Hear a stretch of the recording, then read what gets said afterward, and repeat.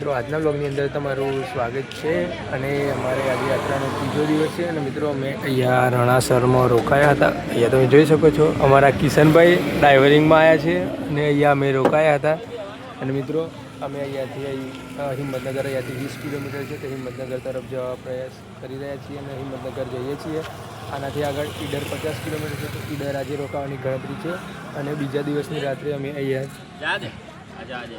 રોકાયા। ચાલો આજનો વ્લોગ અહીંયાથી જગ્યાએ બેઠા છીએ અને મિત્રો અહીંયા અમારા મિત્રો પણ બેઠા છે તો હું તમને બતાવી દઉં અને મિત્રો વિડીયોને એન્ડ સુધી જરૂરથી જોજો કેમ કે આપણે વિડીયો અલગ અલગ આવતો રહેશે। અહીંયા તમે જોઈ શકો છો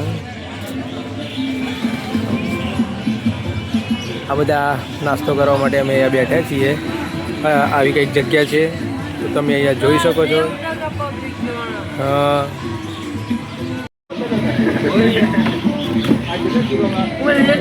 અહીંયા અમે નાસ્તો કરવા માટે બેઠા હતા તમે અહીંયા જોઈ શકો છો।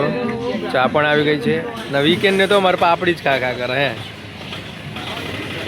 જોતો ના બાપા એક વાસવાળો તો નાસ્તો કરી લીધો છે અમે અને મિત્રો અહીંયાથી અમે આગળ જવા માટે અહીંયા નીકળી ગયા છીએ તમે જોઈ શકો છો। ચલો આજનો બ્લોગ કન્ટિન્યુ એન્જોય કરજો। તો જય માતાજી મિત્રો અમે હિંમતનગર મિનિમમ 10:30-11 વાગે પહોંચી ગયા છે તમે અહીંયા જોઈ શકો છો। હિંમતનગરની પહેલી ચોકડી છે અને મિત્રો અહીંયા અમારા જિજ્ઞેશભાઈને જે આમ રાક્ષસ જેવા બનાવવા રવિન્દ્રભાઈ કામ કરવા મળ્યા છે।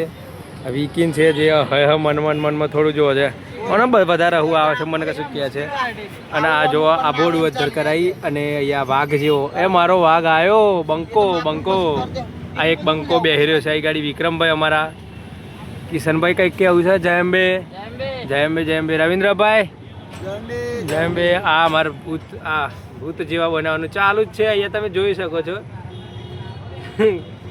તો ચલો અહીંયા અમારા કિશનભાઈને અહીંયા ડ્રાઇવરિંગમાં બેસી ગયા છે અમે અહીંયા હાઈવે પર પહોંચી ગયા છે તમે જોઈ શકો છો। અહીંયા સુવાની મસ્ત જગ્યા છે હિંમતનગર પહેલી ચોકડી આવે ચા નાસ્તાનું પણ અહીંયા આયોજન છે તો ચલો આગળનો વ્લોગ એન્જોય કરો। જય અંબે।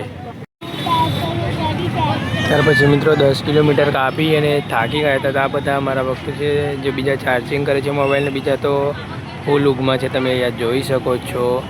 થાકી ગયા છે 10-15 મિનિટ અમે આરામ કરવાનું છે તો અહીંયા અમે સૂઈ ગયા છીએ અને અહીંયા મિત્રો હિંમતનગરની અંદર જતા જ પહેલાં અહીંયા તમે જોઈ શકો છો બીજા પણ આવવા મળ્યા છે અમારા સંઘના મિત્રો। આ કેમ છે જો પદયાત્રીનું મેં હુલભાઈના પગ વધારે દુખતું આ યોગેશભાઈ આ તમે જોઈ શકો છો એમના પગ ડાબી આવે છે તે કમ્પ્લીટ થઈ જાય તો ચલાય બીજી નિંદરમાં હતા આ તો જોઈ શકો છો અડધું ઊંઘે અને અડધું જાગે।